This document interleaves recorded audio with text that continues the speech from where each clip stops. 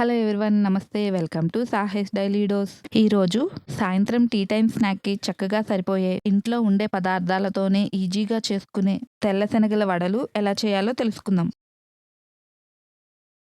ముందుగా తెల్ల శనగలను నీటిలో 5 గంటల పాటు నానబెట్టుకోవాలి.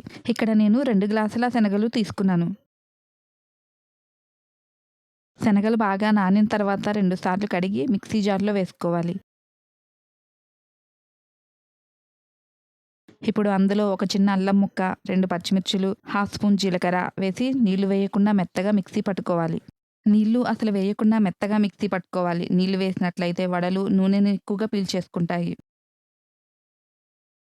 తర్వాత ఈ పిండిలో సన్నగా కట్ చేసుకున్న ఒక ఉల్లిపాయ, కొంచెం కొత్తిమీర, కరివేపాకు తరుగు, సరిపడా ఉప్పు వేసి బాగా కలుపుకోవాలి. ఇప్పుడు నూనె బాగా వేడయ్యాక కొంచెం పిండిని తీసుకొని చిన్న చిన్న వడలుగా చేసి నూనెలో వేయాలి.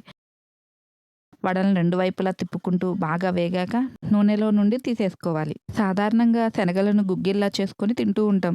కానీ అందరికీ అలా తినడం ఇష్టం ఉండదు. అలాంటి వాళ్ళ కోసం ఈ విధంగా వడలుగా చేసి పెడితే చాలా ఇష్టంగా తింటారు. ఇది డీప్ ఫ్రై రెసిపీ కదా, హెల్త్‌కి మంచిది కాదు అనిపించొచ్చు. కానీ అప్పుడప్పుడు మాత్రమే చేసుకుంటే పర్వాలేదు. అంతే, కరకరలాడే టేస్టీగా ఉండే తెల్ల శనగల వడలు రెడీ.